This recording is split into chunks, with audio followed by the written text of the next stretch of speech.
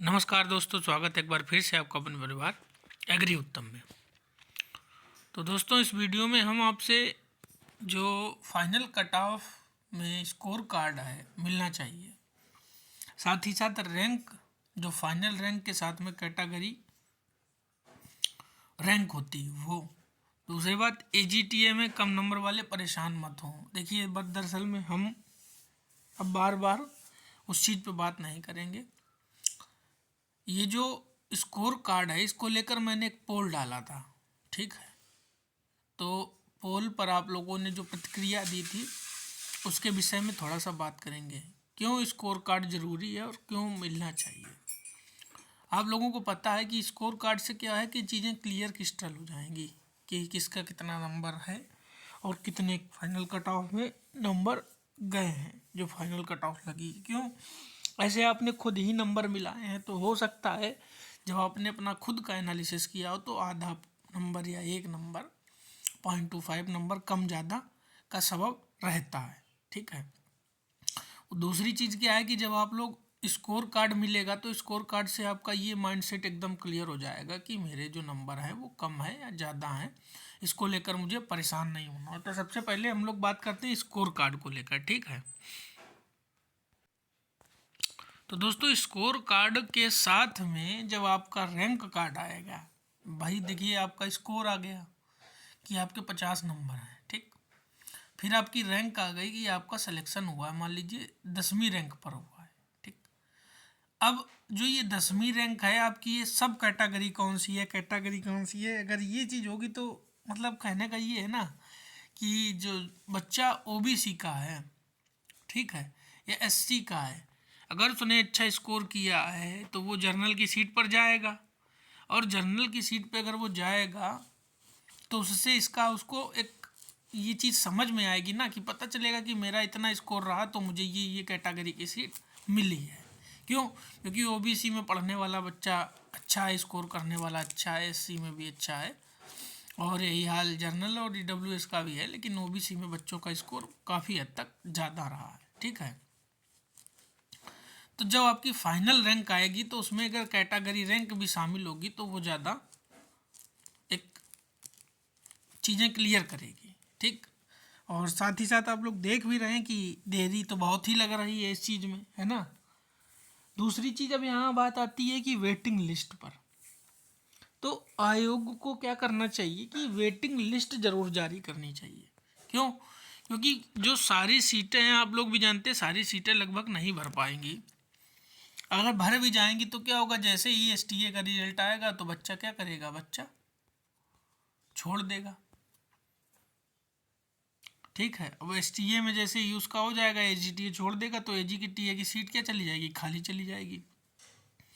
अब जब AGTA की सीट खाली जाएगी तो क्या होगा, किसी बच्चे का नुकसान हो रहा होगा। तो उस कंडीशन में आयोग को क्या करना चाहिए, आयोग को वेटिंग लिस्ट भी लानी चाहिए। वेटिंग लिस्ट, वेटिंग लिस्ट बहुत ज़रूरी है, ये समझ लीजिए आप लोग। अगली हम लोग बात करेंगे, ठीक है, वेटिंग लिस्ट पर। तो जब वेटिंग लिस्ट आ जाएगी तो सारी चीज़ें जिसका नंबर कम है वो अपना जाके उसका नाम आ जाएगा, वो नीचे नीचे से बच्चे उठाते चले जाएंगे, ठीक है। मान लीजिए ऊपर की 10 सीटें खाली हुई तो 10 नीचे खिसक गए जब, तो जो 10 वेटिंग लिस्ट में है उनमें से किसी का नंबर आ जाएगा, तो वो चीज़ ज़्यादा थोड़ा सा एक सही रहेगा, ठीक है। अब अगला बात करेंगे, जो अभी भी कमेंट लगातार आ रहे हैं AGTA कम नंबर वालों परेशान मत हो कट ऑफ को लेकर, ठीक है। तो जैसे कि हम आपको दिखाना चाहेंगे, एक मिनट रुकिएगा आप, ये आप देख सकते हैं, ये एक भाई साहब ने लिखा, जर्नल से हूँ 48.75, क्या हो जाएगा सर जी। तो इसी प्रकार से बहुत से लोग लगातार कमेंट करे जा रहे हैं, जबकि मैं आपको बता चुका हूँ कि मैं आप लोगों को ये चीज़ बता चुका हूँ पहले ही कि जब भाई देखिए, जो मैंने अपना प्रेडिक्शन किया है, ठीक है, उसके हिसाब से मैंने आपको बता दिया है कि 45 से 47 जाएगी, ठीक है। अब लोग बाग बता रहे हैं 50 से नीचे नहीं रहेगी, 50 प्लस रहेगी, 52 प्लस रहेगी या 55 रहेगी। तो मैं उनका नहीं बता सकता हूँ, जो मैंने बताया है, मैंने जाना है, मैंने लोगों से मिल के देखा है, समझा है, वो मैंने आपको बता दिया है कि रहेगी 45 से 47 के आसपास रहेगी। ये एक नंबर आगे पीछे दाएं बाएं हो सकता है, लेकिन ऑन एन एवरेज ही मान लीजिए, ठीक है। बात बाकी इससे ज़्यादा जाने की कोई उम्मीद नहीं है, ठीक है। अब दूसरी बात हम लोग करेंगे बात उनकी कि कम नंबर वालों का। तो दोस्तों एक सबसे ज़रूरी जो बात है वो बात ये करेंगे कि जैसे मान लीजिए कम नंबर वाले हैं तो उन लोगों के लिए क्या है क्या नहीं, उस चीज़ पे हम लोग बात करेंगे। पहले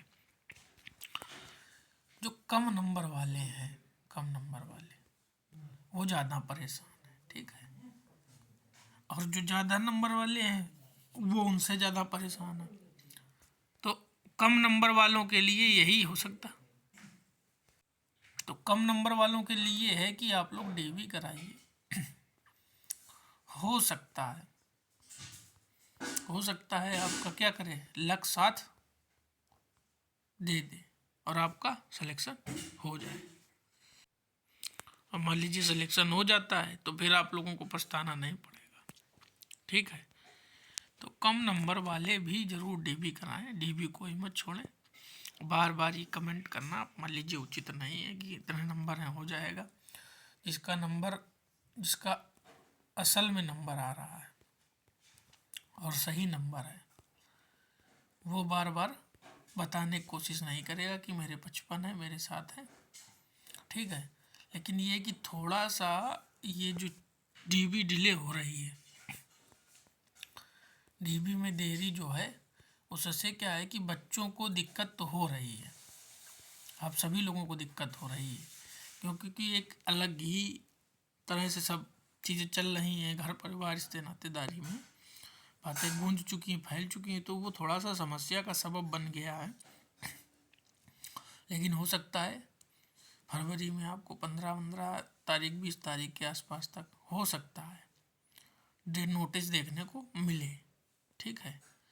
तो अगर नोटिस देखने को मिलती है तो आप लोग अपना भाई तैयारी में लग जाइए अभी से, डॉक्यूमेंट कंप्लीट रखिए और डीवी कराइएगा।